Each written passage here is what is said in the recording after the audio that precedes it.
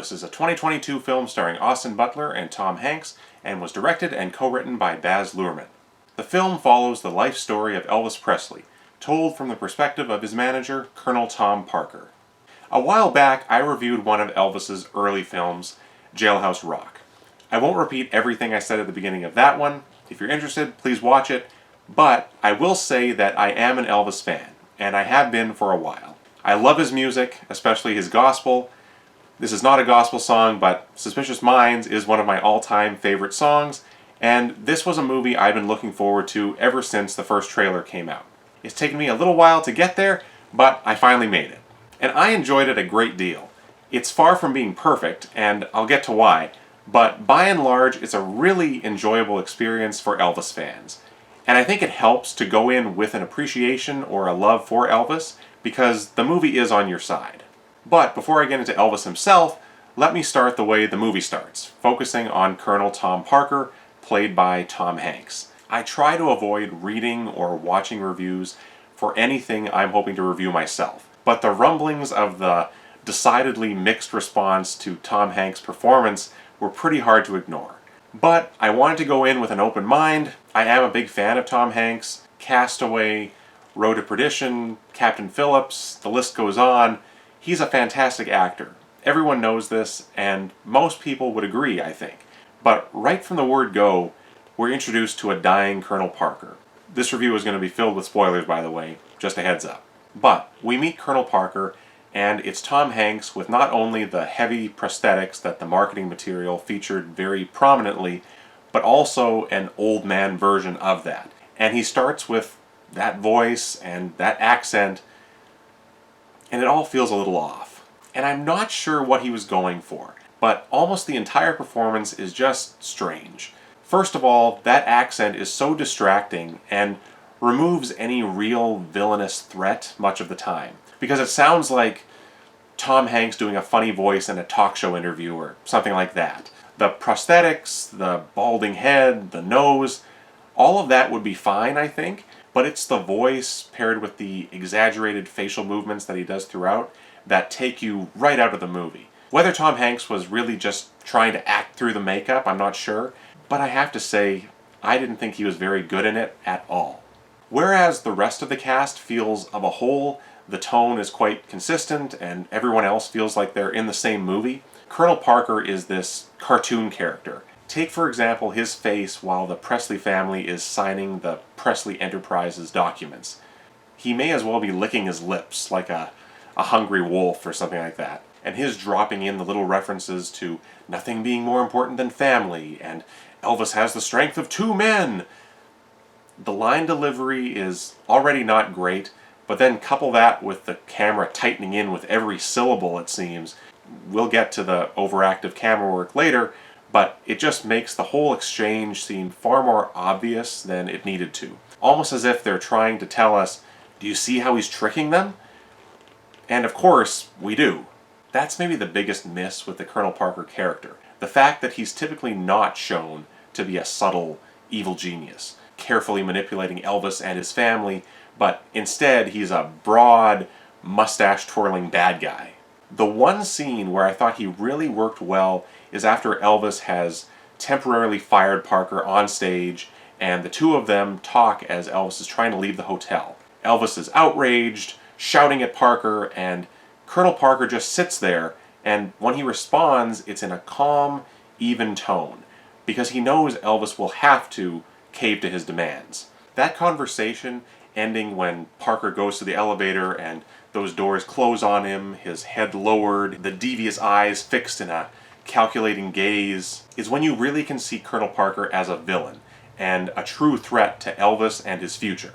So I think Tom Hanks was capable of giving us a believable bad guy, but whether it was due to the direction he received or maybe he just wanted to play a showy character part as a dastardly villain, I don't know. I still like Tom Hanks. Other recent films of his like Greyhound or News of the World I thought were great, so this isn't going to turn me off. Okay, now that that is out of the way, let's talk about Austin Butler. And I was blown away. I think he was fantastic as Elvis, and just on an impersonation level, he nails it, specifically with his speaking voice. The accent, the depth of his voice, it feels natural and goes beyond an imitation. When I say as an impersonation it's great, I don't want to take away from the performance, but since there are so many Elvis impersonators out there, I just mean that Austin Butler outshines the majority of them. Looks-wise, and specifically his facial features, he doesn't really look like Elvis. But I also don't think that he has to, because the demeanor, the way he carries himself, the movements, it all contributes to making Elvis come alive. And the makeup and hair department deserve every credit they can be given, because it builds up in such a subtle way. I first noticed it during the taping of the '68 comeback special that Elvis looked older, and his face looked more filled out. The makeup, where Elvis had that insanely deep tanned look during the real special, is spot on as well. It was only when they flash back to his early performances late in the movie that you realize how his physical appearance has changed so drastically. Because in those early scenes, Austin Butler is playing a very gangly, lean Elvis, and by the end, not the very end, but during those mid-70s sequences, he looks middle-aged, and it stays believable almost to the end. Enough about his appearance, though. Austin Butler gives us a very human, a very measured performance, and you can find yourself relating to Elvis up to a certain point. Once we get to the 70s and the Vegas years, almost in the way the real Elvis became something else at that point, you feel yourself losing that connection that we had early on. Part of that is the montage that takes up the majority of the 60s. There's a time jump, and we start to see Elvis becoming more jaded, and that starts to divide us from him. But I think we see the character become more closed off and more isolated. Even while he's getting so much exposure and the crowd of people surrounding him is always huge, he's shutting down in a way. And you see Elvis transition into the icon, where you can no longer relate or penetrate that persona. He's just this larger-than-life figure that we can only observe but never really know. And finally, as Elvis the singer, Austin Butler does a great job. I believe all of the singing as a younger Elvis is solely his voice, and that sounds really good. But even later, when I think they used mostly the real Elvis's voice with a blending in of Austin Butler's voice, it's still very convincing. So if you look at it as a form of lip syncing, it's incredible. Certain songs that he's shown singing, like If I Can Dream in particular, I know the original recordings of very well. So the fact that he matches those vocals so perfectly is very impressive. The only one where the lip syncing is more noticeable is the final performance of Unchained Melody. And that's also the least convincing makeup that we see him in. This is Elvis in his final days, and his body has changed. So while it's still quite good, I think you can tell that Austin Butler's face and movements are restricted somewhat. So the power of the audio and song itself doesn't quite match the performance that we're seeing. Briefly, I also wanted to mention Olivia de Jong as Priscilla. I think she did a great job. Again, not a perfect match when you compare to real life, but the performance completely convinces you. And she's shown to be really struggling with losing Elvis in the way she did long before his death. The scene where she's leaving him was heartbreaking, and so was the scene where they're talking in the back of the limo in what is made to appear was their final meeting, and also the last time that Elvis sees his daughter in the movie. That scene also stood out to me because it's two people having this very serious, heart-to-heart conversation, but while Priscilla looks quite normal, Elvis looks like a caricature of himself. The huge hair, the sideburns, the massive sunglasses, holding a gold-handled walking stick. It's almost embarrassing. And you contrast that with the outrage that Elvis felt earlier in the movie, where he was so ashamed to be seen on TV in a white tie and tails singing to a hound dog, and yet now he's wearing this costume in daily life, all to keep up an image. On a side note, in a way, moments like that in this movie really make a person re-examine Elvis tribute artists. And while I enjoy the good ones as well, for the most part, they're memorializing Elvis at a time in his life where he had ceased to be the artist that he wished himself to be. And it makes this fun thing that a lot of people are a part of kind of sobering. Kelvin Harrison Jr. plays B.B. King, and he was great. Whereas some of the other black musicians that we meet are more so seen as mythic influences on Elvis's life, Kelvin Harrison Jr. portrays B.B. King as a down-to-earth friend of Elvis. And more than that, he's just so likable. That was the main thing that stood out about his performance, that it's so natural and is really a kind of calm presence when the rest of the people around Elvis are acting in strange ways as his career was exploding. The rest of the cast I won't list in detail, but as I mentioned, everyone is quite convincing, even if they're mostly pushed to the sidelines. They're all there in service of the Elvis and Colonel Parker saga, and as such they do a great job. And now we come to the director, Baz Luhrmann. The only one of his films that I've seen previously is Australia, quite a number of years ago. So I won't be a great person to reference his prior work, but I will say that he's known to have a very distinctive style, that being showy, gaudy, and highly colorful and energetic. And when you're talking about the Elvis story, those terms all fit in really well. But to quote the great George Lucas, he may have gone too far in a few places. I may have gone too far in a few places. When I say that, I'm specifically talking about the opening act. I knew the push for this movie was, this isn't your standard biopic. Expect the unexpected. This ain't no nostalgia show. We're gonna do something different. So I was geared up for whatever might happen, but when it started, I did get a little worried.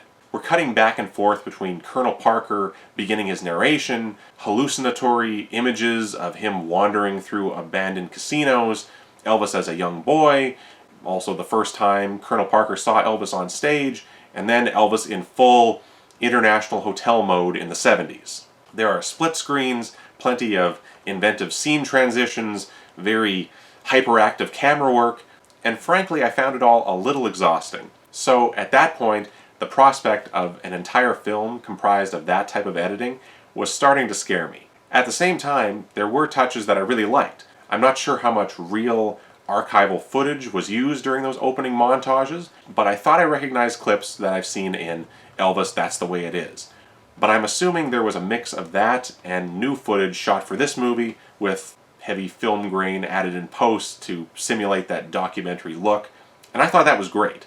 It carries on somewhat like that for maybe the first half of the movie, and I would say I really started to love the movie at around the halfway point, specifically starting with the montage that sums up his Hollywood career through the 60s. Coincidentally, that lines up with when Colonel Parker starts to fade into the background to a degree and the focus shifts to Elvis. There is a moment early on that I thought really worked, as Colonel Parker is walking up behind Elvis, I believe, in slow motion while they're at the circus.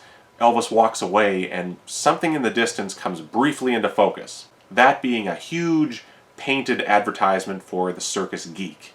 Immediately that brought to mind Nightmare Alley, either the 1947 adaptation starring Tyrone Power or the Guillermo del Toro 2021 version.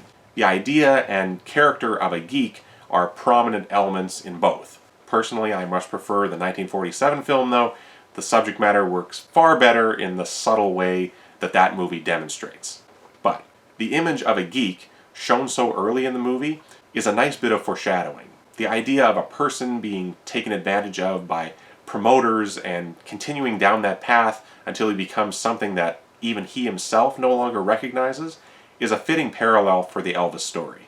In between the opening and that middle point, there is a lot of attention given to Elvis the Rebel. I'm not a fan of his very provocative moves on stage early in his career. I think his music throughout the 50s and early 60s was great, but presenting his defiance of what was considered decent at the time as some sort of heroic stance just isn't that interesting to me. But back to the movie montage, I loved it. Austin Butler has been deep faked or something like that right into some movie clips. There's a great musical number on a bus that's shown as a credit sequence introducing the major figures in his life at the time, and there are lots of little snippets from the films, including a bunch with the real Elvis in them. I think leaving those in and showing the real movie posters with Elvis's likeness on them was perfect. And shortly after that, we get the multiple sequences surrounding the making of the '68 special. And it was at that point that I really started to realize what Baz Luhrmann's intention was for this movie. We already know that Colonel Parker is being shown as the bad guy of the story, but I didn't know if Luhrmann's view on Elvis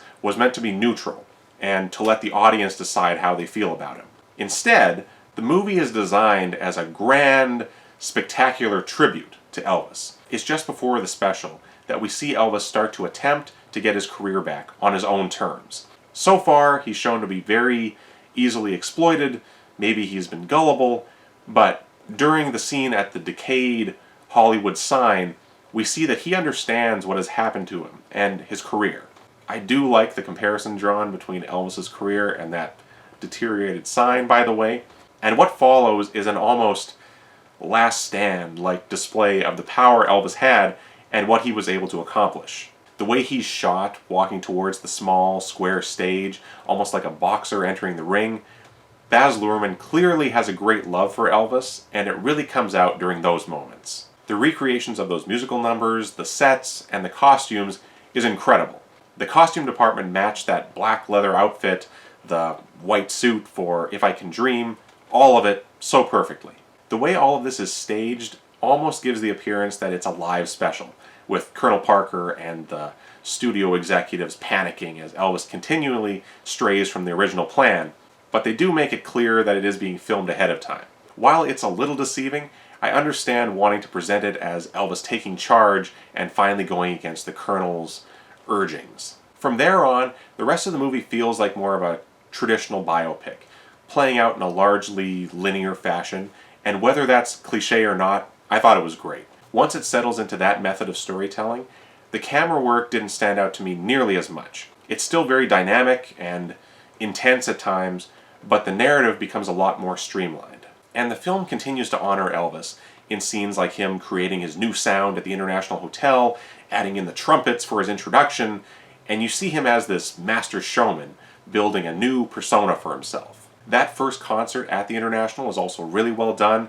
In particular, the usage of Suspicious Minds. It's a fairly obvious symbolic song to use when the Colonel is literally selling Elvis out to his new masters at the hotel. The line, "Would I still see suspicion in your eyes," accompanying close-ups on Parker's eyes and all, but I really enjoyed it. I've already admitted to that song being a favorite of mine, so I'm fairly biased. The refrain of "We're caught in a trap" is also sadly fitting for what is being negotiated without his knowledge. But while all these thrilling moments play out, I couldn't help but start to get this feeling of dread when there was maybe a half hour left in the film, because we all know where this story is headed, and you wish it could be different, but in the end, the story of Elvis Presley is a tragic one. And that scene where Elvis gives in and takes the Colonel back after his public firing of him only underlines that fact. The shot of him telling his father to go talk to the Colonel while the blinds of his hotel suite close behind him, enveloping him in darkness, was quite chilling. I thought they were going to end the movie right when his plane is flying away after saying goodbye to Priscilla and Lisa Marie, but thankfully they didn't. I've already talked about Austin Butler recreating Elvis's performance of Unchained Melody, but what I thought was so fitting was when they transitioned to the real footage of Elvis. He's heavier, he's sweating, he doesn't look like the man the world got to know, but he gives that song so much feeling and so much power, and I'm so glad they included it. But not only that, there is a whole series of clips of the real man from throughout his life. It's an unabashed, loving send-off to him, and really ended the film on an emotional beat. Back to this film being a tribute to Elvis.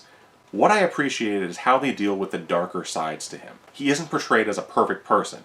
There are brief hints to and scenes of the drug use that became such a part of his life. There are a couple, again, thankfully brief depictions of his womanizing. So those aspects of him aren't hidden, but they aren't dwelled on either. Because the fans love his music and his style that he brought to it.